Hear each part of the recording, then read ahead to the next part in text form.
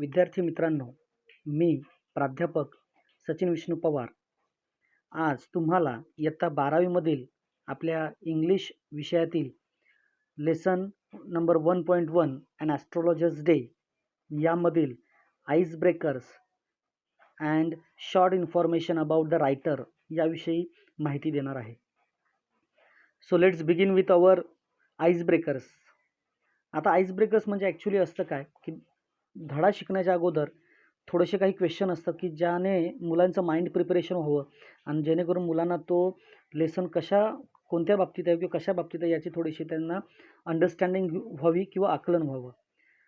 तर चला आपण सुरुवात करूया. We will start with the first question. Discuss with your partner and complete the activity. तुम्हाला दिलेला प्रश्न आहे की तुम्हाला तुमच्या मित्राशी किंवा फ्रेंडशी बोलून किंवा तुमच्या क्लासमेटशी बोलून तुम्हाला ही ॲक्टिव्हिटी कंप्लीट करायची. फर्स्ट क्वेश्चन आहे, व्हॉट आर युअर स्ट्रेंथ्स. आपल्या स्ट्रेंथ काय आहेत, आपल्या क्षमता काय आहेत. They have given a 3 columns. First is strength, second why do you feel so, and third one is dream career. आता या ठिकाणी त्यांनी एक उत्तर आपल्याला दिलेलं आहे की कशा पद्धतीने आपल्याला ती उत्तरं बनवायची आहेत किंवा आपण कसं ते लिहिलं पाहिजे.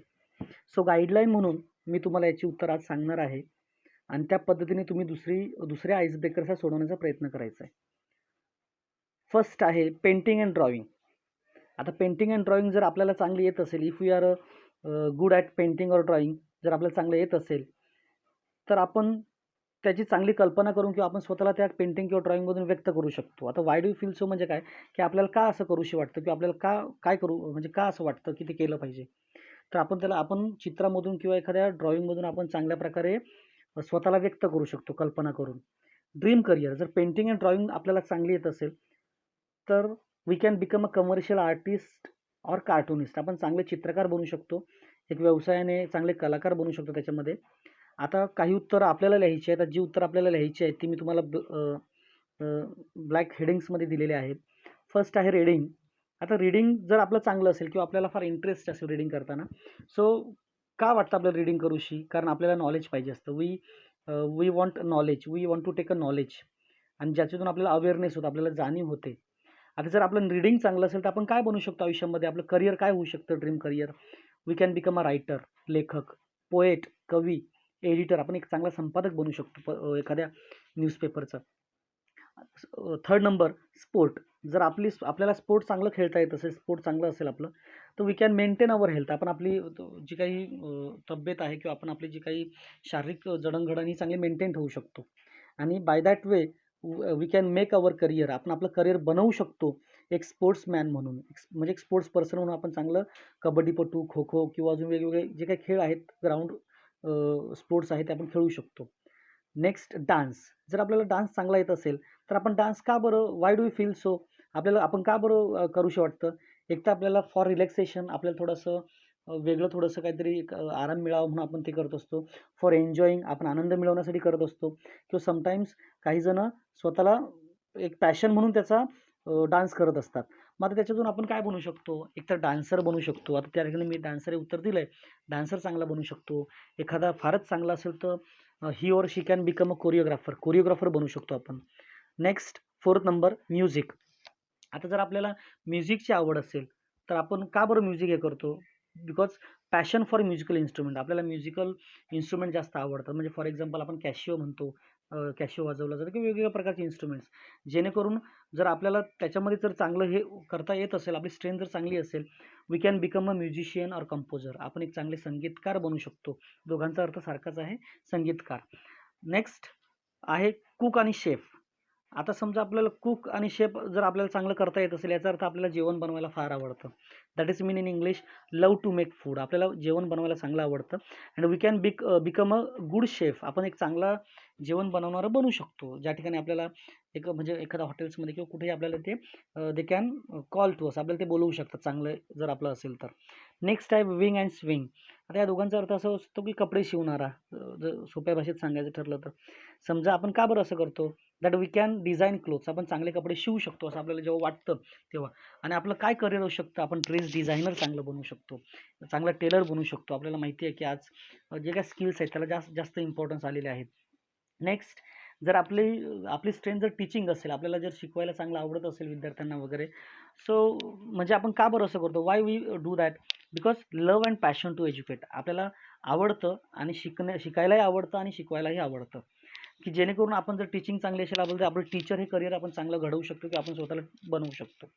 Next, singing. आता सिंगिंग आपल्याला माहिती आहे आपल्यापैकी बहुतेक सिंगर चांगले असतात. आपण या ठिकाणी जर आपली सिंगिंग खूपच चांगली असेल, याचा अर्थ आपल्याला सिंगिंग करायला आवडतं, म्हणजे that is called passion for singing और व्हॉइस मॉड्युलेशन. आपला आवाज चांगल्या प्रकारे आपण मॉड्यूल करू शकतो किंवा त्याला चेंज करू शकतो गाण्याच्या रिदमने किंवा त्या फिलिंग्सने, आणि त्याच्यातून आपण एक चांगला सिंगर बनू शकतो. नेक्स्ट, सेकंड क्वेश्चन आहे, the seen in a local market of a village, town, city is very attractive. आपल्याला माहिती आहे का, आपण एखाद्या लोकल मार्केटमध्ये जेव्हा जातो विलेजमध्ये, तर तिथलं जे सीन आहे, जे दृश्य आहे, ते एकदम सुंदर असं असतं, आकर्षक असतं. People with different occupations sell their wares. त्या ठिकाणी असे बहुतेक लोक असतात की जे वेगवेगळ्या व्यवसायाचे असतात, आणि ते त्यांच्या ज्या काही त्यांनी वेअर्स, म्हणजे ज्या काही गोष्टी त्यांनी विकायला थिंग्स आणलेल्या असतात, ते त्या ठिकाणी विकत असतात. Discuss with your partner the variety of activities at the local market. आता हा एक ॲक्च्युली एक कॉमन क्वेश्चन आहे, एक जनरल क्वेश्चन आहे, की जे आपण लोकल मार्केटमध्ये गेल्यानंतर आपण काय बघतो, व्हॉट वी सी देअर. तर या ठिकाणी आपण आपल्या मित्राला किंवा आपल्या फ्रेंडला सांगायचं आहे की नक्की आपण काय काय करतो. आता या ठिकाणी मी उत्तरं डायरेक्ट दिलेली आहेत. फर्स्ट वन आहे बार्गेनिंग विथ वेंडर्स. आता बार्गेनिंग विथ वेंडर्स म्हणजे काय, की ज्यावेळेस आपण एखादी वस्तू विकत घ्यायला जातो, बार्गेनिंग म्हणजे आपण सौदेबाजी करतो, म्हणजे आपण एखादी वस्तू विकत घेताना 10 रुपयाची वस्तू 5 रुपयाला किंवा 6 रुपयाला मागतो. That is called bargaining with vendors. Vendor म्हणजे कोण, जो विक्रेता असतो तो. Second number, transportation of goods and stuff. म्हणजे याचा अर्थ असं की आपण तिकडे बघतो की वस्तू आणि सामानांची वाहतूक होते, कोणी डोक्यावर घेऊन जातं, कोणी ती छोटीशी कार्ट असते, एखादी गाडी असते त्याच्यात ते घेऊन जात असतात. नंबर 3ला, शाउटिंग ऑन इच अदर. कधीकधी काही विक्रेते किंवा विकत घेणारे हे एकमेकांना ओरडत असतात, का कशावरून, तर ती जी काही प्राईस असते ती कमी जास्त करण्यावरून. Number 4, taking, selling and buying. आता टेकिंगचा अर्थ घेणे, सेलिंग म्हणजे विकणे, बाईंग म्हणजे विकत घेणे. काय विकत घेतो आपण किंवा काय घेतो, फ्रूट्स आहे, व्हेजिटेबल्स आहेत, स्वीट्स आहे, युटेन्सिल्स आहे. युटेन्सिल्स म्हणजे आपली भांडी, छोटी छोटी भांडी. आर्टिफिशियल ज्वेलरीज आहेत, आपण डुप्लिकेट काही समजा कानातलं किंवा कोणत्याही पद्धतीचे जे काही दागिने वगैरे आपण घेतो ते, म्हणजे ही आपण कामं म्हणजे या ठिकाणी आपण त्या ठिकाणी बघत असतो त्या सीनमध्ये. नंबर 5ला, बार्टरिंग अँड मेकिंग जोक्स. काही लोक त्या ठिकाणी फक्त जोक्स वगैरे करत असतात किंवा बार्टरिंग म्हणजे जस्ट एन्जॉयमेंट करत असतात, एक मजामस्ती करत असतात. नंबर 6ला आहे, काय करतो आपण, आस्किंग द प्राइसेस. कधी बघा, when we visit local market, we don't want to buy. आपण आपल्याला विकत घ्यायचं नसतं, पण आपण मुद्दामून त्यांना किंमत विचारत असतो. म्हणजे अशा प्रकारचे इव्हेंट किंवा सीन्स त्या ठिकाणी चालू असतात. नंबर 7ला आहे, सेलिंग फ्लावर्स, सेलिंग ग्रॉसरी. काही लोक फुलं विकत असतात, काही लोक किराणा विकत असतात, काही लोक वेगवेगळ्या पद्धतीची वस्तू ते विकत असतात. नंबर 8ला आहे, यूज ऑफ डिफरंट लँग्वेजेस. आता यूज ऑफ डिफरंट लँग्वेजेस म्हणजे काय, लोकल मार्केट आपण कोणत्याही ठिकाणी गेलो तर we are listening that Hindi, Marathi, Gujarati, we can say Tamil. आपण वेगवेगळ्या भाषा ऐकतो. जो विकणारा असतो किंवा जो विकत घेणारा असतो, तो त्याची जी काही स्वतःची रिजनल लँग्वेज आहे, म्हणजे मातृभाषा आहे किंवा त्याची जी स्वतःची भाषा आहे ती तो बोलण्याचा प्रयत्न करून त्या गोष्टी त्या ठिकाणी विकत घेत असतो. आता नंबर 3ला बघा, तिसरा क्वेश्चन आहे, in a village, town, city. आता विलेज म्हणजे गाव, टाउन म्हणजे एखादं छोटंसं शहर टेकडीवर असणार किंवा एखादं छोटंसं शहर, आणि सिटी म्हणजे वी नो दॅट शहरच. It is quite a common sight to see an astrologers sitting by the road side with his professional equipments. आपण बघतो कधी का आपण रोडने चालत असताना आपल्याला काहीतरी ॲस्ट्रॉलॉजर असतो. ॲस्ट्रॉलॉजर म्हणजे ॲक्च्युली ज्योतिषी, म्हणजे आपण ज्याला म्हणतो ना, आपण आपला हात दाखवल्यानंतर when we just put our hands before that person, आपण त्याच्यासमोर ठेवतो आणि त्या ठिकाणी तो आपलं भविष्य सांगत असतो. मग त्या पद्धतीने आपण म्हणू शकतो की बाबा अशी लोक रोडच्या बाजूला बसलेली असतात. Discuss with your partner and list the requirements for his trade. आता हे तुम्हालाच सांगायचं आहे की एखादा ॲस्ट्रॉलॉजर म्हणजे ज्योतिषी जर कुठे बसला असेल, त्याचं सगळं सामान वगैरे घेऊन किंवा त्याचे इक्विपमेंट्स घेऊन, तर नक्की त्याच्याकडे काय काय असतं. तर या ठिकाणी मी याची उत्तरं रेडीमेड दिलेली आहेत. फक्त तुम्ही ती बघायची आहेत, ती वाचायची आहेत, समजून घ्यायची आहेत आणि लक्षात ठेवायची आहेत. आता पहिलं बघा काय, पॅरोट, कार्ड्स एक्सेट्रा. आता आपल्याला माहिती आहे कधी काहींकडे पोपट असतो, त्याच्याकडे काही कार्ड्स असतात, म्हणजे छोटी पेजेस असतात, तर तो पोपट त्याच्यातून तो उचलतो, म्हणजे parrot, cards. Number 2, few charts. काही त्याच्याकडे असे चार्ट्स असतात की ज्याच्यामध्ये वेगवेगळ्या पद्धतीनं सिम्बॉलिक म्हणजे चिन्हात्मक पद्धतीने काही गोष्टी लिहिलेल्या असतात. त्याच्यामध्ये मिथिकल चार्ट्स असतात. आता मिथिकल चार्ट्स म्हणजे काय, पौराणिक काही कागदं असतात की जेणेकरून ज्याच्यातून आपलं भविष्य सांगण्याचा तो प्रयत्न करतो. लाईक पंचांग असतं आपलं, अँड मॅजिकल स्टिक. आता मॅजिकल स्टिक म्हणजे काय, जादूची खडी, जादूची छडी किंवा आपण त्याला कांडी म्हणू शकतो, की जादूची छडी आपल्यावर बघितलं असेल कधी-कधी काही ज्योतिषी लोकं आपल्या अंगावर झाडू वगैरे मारून दाखवतात वगैरे, तर त्या पद्धतीचं. Next mat. आता मॅट म्हणजे चटई. आता ॲक्च्युली तो बसण्यासाठी मॅट वापरतो. नंबर 4ला आहे सॅक्रेड ॲश. त्याच्याकडे एक राख असते आपल्या चुलीतली आपली जी राख असते, की ज्याला तो सॅक्रेड ॲश आणि तो आपल्या कपाळाला किंवा आपल्याला टिळा म्हणून तो लावत असतो. आता नंबर 5ला आहे सॅफ्रॉन क्लोथ्स. आता सॅफ्रॉन क्लोथ्स म्हणजे काय, तो नेहमी त्याच्याकडे भगवे कपडे किंवा भगव्या कलरचं कापड, सॅफ्रॉन म्हणजे ऑरेंज किंवा भगवा कलरचं कापड असतं त्याच्याकडे. एक तर त्याने ते परिधान केलेलं असतं आणि काही त्यांनी ते ठेवलेली असतात. नेक्स्ट टिळक आणि थ्रेड. त्याच्याकडे त्याने स्वतः टिळक असतो त्याच्याकडे, म्हणजे टिळा असतो, तो आपल्याला टिळा लावतो किंवा स्वतःला त्याच्याकडे असतो. आणि थ्रेड, आणि कधी-कधी पूर्ण सांगून झाल्यानंतर तो आपल्या हाताला दोरा बांधतो, थ्रेड बांधतो. नेक्स्ट आहे नेक वेवर्स. कधी-कधी आपल्या गळ्यामध्ये नेक वेअर्स किंवा मालाज, म्हणजे आपल्याला तो एखादी माळ देतो आणि त्याचा जप करायला सांगतो 105 वेळा, 101 वेळा वगैरे वगैरे त्या पद्धतीने. नेक्स्ट काउरी शेल्स, म्हणजे बघा त्या शिंपल्या वगैरे त्या पद्धतीचे जे काय असतं, की ते उडवल्यानंतर तो सांगण्याचा आपल्याला प्रयत्न करतो, की हां तुमचं भविष्य असं आहे वगैरे. Next photos of God and goddesses. म्हणजे देवदेवतांचे फोटो त्यांच्याकडे असतात, की ज्याच्यातून ते आपल्याला आकर्षित करण्याचा प्रयत्न करतात. नंबर 10ला जो आहे तो ऑलरेडी रिपीट झालेला आहे. नेक्स्ट आपण बघूया, there are certain unreasonable beliefs among people living in our society. आता अनरिजनेबल म्हणजे काय, कारण नसताना सुद्धा अशा आपण काही बिलीफ्स, म्हणजे काही अंधश्रद्धा किंवा आपण काही अशा गोष्टी मनामध्ये पाळलेल्या असतात, की ज्या आपल्या सोसायटीमध्ये आपण नेहमी त्याला फॉलोअप करतो. Certain common events are linked with superstitions. आणि काही त्या कॉमन इव्हेंट्स, काही अशा घटना असतात आपल्या आयुष्यात घडत असतात, की ज्याचं कनेक्शन आपण आपल्या अंधश्रद्धेशी जोडत असतो, किंवा सुपरस्टिशन म्हणजे अंधश्रद्धेशी त्याला लिंक करणं. लिस्ट सच इव्हेंट्स. अशा काही घटना तुम्ही सांगायच्यात किंवा तुम्ही त्या एक एक वाक्यांमध्ये सांगायच्यात. Discuss the superstitions link with them and the mean of their eradication. त्या ठिकाणी त्या ज्या लिंक आहे, म्हणजे त्या ज्या काही सुपरस्टिशियस गोष्टी त्या आपल्याला सांगायच्या आहेत, आणि नक्की म्हणजे त्या आपण इरेडिकेट केल्या पाहिजे, त्या आपल्या आयुष्यातून काढून टाकल्या पाहिजे. आता ह्या ठिकाणी सुद्धा ही उत्तरं तुम्हाला लिहायची होती, आणि तीही आपल्याला we have to write the answers in English, but just I am going with English and Marathi, that by that way you can understand well. तुम्हाला चांगलं समजावं म्हणून मी दोन्ही याच्यात ते सांगण्याचा प्रयत्न करत आहे. आता या ठिकाणी पहिलं आहे a cat crossing your path. कधी कधी बघा आपली मांजर आपल्या समोरून जाते, आपण बोलतो मांजर समोरून गेली तर आपलं काम होणार नाही. नंबर 2, ईट कड बिफोर हेडिंग आउट. घराच्या बाहेर निघण्याच्या अगोदर आपण नक्कीच दही खाऊन जावं, म्हणजे त्याने एक चांगलं काम होतं असं. स्वीपिंग होम ॲट नाईट, म्हणजे रात्रीचं लवकर आपण घर झाडत नाहीत वगैरे वगैरे, त्या पद्धतीचं अंधश्रद्धा आपल्या आहेत. To touch trees at night, रात्रीचं झाडांना हात लावायचं नसतं, म्हणजे आपण हात लावला तर काहीतरी वाईट घडू शकतं असं त्याचा अर्थ आहे. Not to stay near trees at night, झाडांच्या सावली किंवा झाडाच्या खाली कधीच आपण उभं राहायचं नसतं. To take salt on hand, की आपण म्हणजे हातावर कधीच लवकर मीठ घ्यायचं नाही. ब्रेकिंग अ मिरर, काच फुटली तर काहीतरी वाईट घडू शकतं म्हणून आपण लवकर त्या हातामध्ये घ्यायचं नाही. Wearing gemstones brings good Fortune, जर आपण चांगले जेमस्टोन्स वगैरे यूज केले, घातले तर चांगलं काहीतरी घडू शकतं असं आपण असं विचार करतो. Sacrifice of animals. आता सॅक्रिफाईस ऑफ ॲनिमल्स म्हणजे काय, प्राण्यांचा त्याग नाही म्हणता येणार. आपण कधी आपल्याकडे यात्रा वगैरे असते तर आपण आपली काही लोकं हेन म्हणजे कोंबडी किंवा मोठं बकरू जे आहे ते कापून देवाला प्रसन्न करण्याचा प्रयत्न करतो. म्हणजे हे ॲक्च्युली सुपरस्टिशियन्स आहेत, सगळ्या अंधश्रद्धा आहेत. Not cutting nails after sunset, म्हणजे संध्याकाळ झाल्यानंतर, म्हणजे सूर्यास्त झाल्यानंतर, सूर्य मावळल्यानंतर कधीच आपण आपले नखं वगैरे कापायचे नसतात. टू किल कॅट, म्हणजे मांजरीला मारायचं नसतं. ईट कड, रिपीट झालं हे. बिलीव्स इन सुपरनॅचरल पॉवर्स, आपण नेहमीच म्हणजे अशा गोष्टींना, म्हणजे ज्या दैवी शक्ती आपण त्यांच्यावर फार विश्वास ठेवतो. ॲक्च्युअली त्याच्यावर आपण विश्वास ठेवायला नको आहे, पण आपण ठेवतो. Adding 1 rupee to gift money is lucky. आता ॲडिंग 1 रुपी म्हणजे एखादी गिफ्ट देताना आपण नेहमी त्याच्यावर 1 रुपया एक्स्ट्रा देतो. का बरं? आता आपल्याला माहिती आहे कधी आपण कुठेतरी आहेर देत असतो किंवा देवाला कधी दक्षिणा हे करत असतो किंवा कुठेतरी आपण पैसे देतो. तर आपण कधी 11 रुपये, 21 रुपये किंवा 51 रुपीज, 101 किंवा 200, 500 कशा आपण अमाऊंट त्यांना देण्याचा प्रयत्न करतो. म्हणजे ते आपण लकी मानतो म्हणून आपण त्या पद्धतीने 1 रुपया ॲड करून देतो.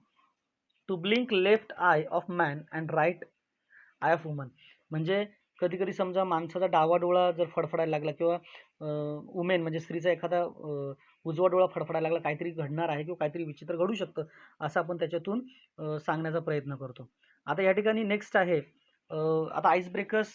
We have completed the ice breakers and just we are going towards or we are moving towards the short introduction of R K Narayan from our course book. आपल्या कोर्स बुकमधून ॲस्ट्रॉलॉजर डे ज्यांनी लिहिलं आहे रायटरनी, ते त्यांच्याविषयीची माहिती त्यांनी या ठिकाणी आपल्याला दिलेली आहे. तर आपण ती आता शॉर्टमध्ये बघणार आहोत. ती तुम्ही चांगली समजून घ्याल अशी मला अपेक्षा आहे. या ठिकाणी आपण सुरुवात करूया. R K Narayan was born in 1906 and was died in 2001. R K Narayan यांचा जन्म 1906 मध्ये झाला होता आणि त्यांचा मृत्यू हा 2001 मध्ये झाला होता. आता या ठिकाणी we will go line to line. Rasipuram Krishnaswami Iyer Narayanaswami was one of the best known novelist among Indian writers. आता या ठिकाणी आर के नारायण यांचं पूर्ण नाव हे आहे रसीपुरम कृष्णस्वामी अय्यर नारायण स्वामी, हे जे की इंडियन इंग्लिश रायटर्समधले सर्वात वेल नोन किंवा फेमस असे मोठे नॉव्हेलिस्ट म्हणजे कादंबरीकार होते. He is the author of 14 novels. त्यांनी 14 नॉव्हेल म्हणजे 14 कादंबऱ्या लिहिलेल्या होत्या. 5 व्हॉल्यूम्स ऑफ शॉर्ट स्टोरीज. त्यांनी असे काही 5 खंड लिहिले होते का ज्याच्यामध्ये शॉर्ट स्टोरीजचं त्यांनी कलेक्शन केलेलं आहे. And a number of travelogues. आता ट्रॅव्हलॉग्स म्हणजे काय? ट्रॅव्हल म्हणजे काय? प्रवास करणं. ट्रॅव्हलॉग्स म्हणजे प्रवास वर्णनं. म्हणजे त्यांनी जो काही प्रवास केला त्याच्यामध्ये त्यांना आलेला अनुभव त्यांनी त्या काही स्टोरीजमधून किंवा त्यांच्या लिखाणातून त्यांनी आपल्याला दिलेला आहे. And has a collection of non fiction to his credit. आणि असं बहुतेक त्यांनी रायटिंग केलेलं आहे की जे नॉन फिक्शन आहे, म्हणजे जे लिटरेचरच्या थोडंसं बाहेरचं आहे किंवा नॉन फिक्शन आहे. He also wrote his memoir. आता मेमर म्हणजे काय ॲक्च्युली? मेमर म्हणजे we can say our own life experiences. Memoir म्हणजे आपल्या स्वतःच्या आयुष्यातले अनुभव किंवा जे मेमर म्हणजे ज्या आठवणी आहेत किंवा आपले अनुभव आहेत ते आपण एखाद्या याच्यातून, ज्याला आपण मेमर म्हणजे आपण वी कॅन से ॲज आत्मचरित्र किंवा स्वचरित्र किंवा जीवनचरित्र आपण स्वतःचं लिहितो त्या पद्धतीने. He also wrote his memoir my days 1975. त्यांनी माय डेज नावाचं स्वतःचं एक लाईफ एक्सपिरियन्सिंग स्वतःचं जे काय आहे त्यांनी ते 1975ला लिहिलं. Narayan created the imaginary town of Malgudi where realistic characters in a typically Indian setting lived amid unpredictable events. आता आर के नारायण यांनी मालगुडी नावाचं एक असं छोटंसं काल्पनिक शहर निर्माण केलं की ज्याच्यातून रिअलिस्टिक कॅरेक्टर्स म्हणजे त्यांनी त्याच्यामधून की इंडियन सेटिंग जे आहे म्हणजे इंडियन लोकांची संस्कृती, लोकांची परंपरा किंवा रूढी परंपरा आपल्या ज्या आहेत त्यांनी त्या रिअलिस्टिक कॅरेक्टर्सच्या माध्यमातून आपल्याला दाखवण्याचा प्रयत्न केला. म्हणजे वास्तववादी पात्र निर्माण करून त्या स्टोरीजमध्ये किंवा त्या कादंबऱ्यांमध्ये आपल्याला दाखवण्याचा प्रयत्न केला. म्हणजे ॲक्च्युली ते मालगुडीमध्ये त्यांनी दाखवण्याचा प्रयत्न केलेला आहे. With amid unpredictable events. म्हणजे अशा काही इव्हेंट्स आहेत की अनप्रेडिक्टेबल आपण सांगू शकत नाही अशा पद्धतीने त्यांनी चांगला मांडण्याचा प्रयत्न केला. His stories are grounded in a compassionate humanism and celebrated the humour and energy of ordinary life. त्याच्यातून त्यांच्या जे काही स्टोरीज त्यांनी लिहिलेल्या आहेत ते ग्राउंडेड आहेत, म्हणजे एकदम सामान्य माणसाच्या आयुष्यातले ते आहेत की ज्याच्यातून एक भावनिक मानवी जीवन किंवा मानवतावाद काय आहे तर त्या पद्धतीने त्यांनी विनोद आणि माणसाच्या आयुष्यामध्ये जी काही एनर्जी किंवा ऊर्जा आहे ते त्यांनी आपल्याला सांगण्याचा प्रयत्न केलेला आहे. His stories are characterised by simple style and subtle manner. म्हणजे याचा अर्थ काय होतो? त्यांच्या कथा ज्या आहेत त्या सिम्पल स्टाईल म्हणजे एकदम साध्या शैलीमध्ये, साध्या लँग्वेजमध्ये त्यांनी त्या लिहिलेल्या आहेत. With subtle manner. Subtle manner म्हणजे काय? सूक्ष्म पद्धतीने त्यांनी काही गोष्टींचा अभ्यास करून त्याच्यामध्ये त्यांनी त्या लिखाणामधून आपल्यासमोर ते मांडण्याचा प्रयत्न केलेला आहे. नेक्स्ट पॅराग्राफ बघूया आपण. Narayan was introduced to American readers in 1952 by the Michigan State University press.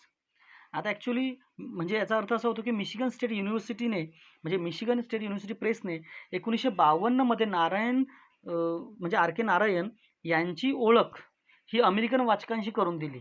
मग त्यामध्ये त्यांचे जे काही लिखाण होतं ते आपण आता बघणारच आहोत. म्हणजे या ठिकाणी सांगायचं असं आहे की काही त्यांची जे काही रायटिंग केलेली जे काही गोष्टी जे काही कादंबरी असतील, शॉर्ट स्टोरीज असतील त्या अमेरिकेमध्ये सुद्धा त्यावेळेस 1952मध्ये पब्लिश केल्या गेल्या जेणेकरून अमेरिकन रीडर त्याला ते वाचत होते. आता नक्की काय काय कोणत्या त्यांच्या रायटिंग जे काही थिंग्स आहेत त्या कोणत्या त्या ठिकाणी इंट्रोड्यूस करून दिल्या गेल्या आपण त्या बघूयात. This include Swami and friends, the bachelor of arts 1937, the dark room 1938. म्हणजे आता या ठिकाणी कंसात जे काही दिलेलं आहे that is the published year, कोणत्या वर्षी ते पब्लिश केले गेलेले होते ॲक्च्युली आणि ते अमेरिकेमध्ये 1952मध्ये त्यांनी लिहिलेले होते आणि 1950मध्ये प्रकाशित केले गेले. And astrologers day and other stories. आता ऑलरेडी अॅन ॲस्ट्रोलॉजी जे आपण शिकणार आहोत, अदर स्टोरीज ज्या पण आहेत ज्या 1947मध्ये त्यांनी लिहिलेल्या होत्या. मिस्टर संपत 1949मध्ये त्यांनी लिहिलेलं होतं. द फायनान्शियल एक्सपर्ट 1954मध्ये त्यांनी लिहिलेलं होतं. वेटिंग फॉर द महात्मा 1955मध्ये त्यांनी हे लिहिलं होतं. द गाईड 1958मध्ये त्यांनी ही कादंबरी मोठी लिहिलेली होती. And many other books which had written by R K Narayan. आता द गाईडविषयी तुम्हाला सांगेल की द गाईड ही एक कादंबरी आहे. आणि तुम्हाला जर माहिती असेल की बॉलिवूडचे जे पहिले सुपरस्टार होते देवानंद यांनी याच्यावर म्हणजे द गाईड ही जी काही कादंबरी आहे याच्यावर आधारित 100% असा तो पिक्चर त्यांनी बनवलेला आहे. एकदम सुंदर असा पिक्चर आहे आणि त्याच्यातून आपल्याला कळतं की मानवी आयुष्य कसं आपण जगतो किंवा कसं जगलं पाहिजे. नेक्स्ट पॅराग्राफ आपण बघूया. His novel the guide won him the Sahitya Akademi award in 1961. म्हणजेच 1961मध्ये त्यांना द साहित्य अकॅडमी अवॉर्ड हा द गाईड या नॉवेलसाठी मिळाला होता. आणि हा सर्वात मोठा भारतातील लिटरेचरमध्ये मिळालेला म्हणजे वाङ्मयामध्ये किंवा लिखाणामध्ये मिळालेला सर्वात मोठा हा सन्मान असतो. His writing is distinguish by humour and unoffending आयरनी.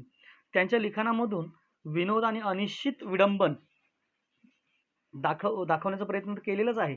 पण भारताची एकात्मता आणि साधेपणा हा किती आकर्षक किंवा मनोवेधक असू शकतो हे यांनी या ठिकाणी आपल्याला सांगण्याचा प्रयत्न केलेला आहे. त्या ठिकाणी ती लाईन माझी ॲक्च्युली इनकम्प्लीट राहिली, आपण बघूया.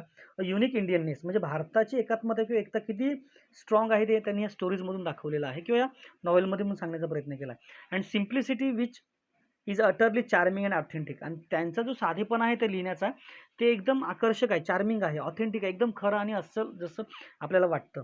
Narayan typically portrays the peculiarities of human relationship and the other ironies of Indian daily life. Narayan यांनी म्हणजे आर के नारायण यांनी मानवी नात्यांचे वैशिष्ट्ये किंवा मानवी नाते हे कसे असतात त्यांनी हे भारतीय जीवनाच्या विडंबनात्मक चित्रणामधून किंवा त्यांच्या लेखनातून आपल्याला सांगण्याचा प्रयत्न केलेला आहे.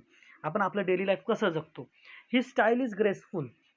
त्यांची जी काही लेखनशैली आहे, स्टाईल म्हणजे या ठिकाणी तुम्ही रायटिंग स्किल म्हणू शकतात. त्यांची लेखनशैली ही एकदम आकर्षक आहे, ग्रेसफुल आहे. Mark bye genuine humour.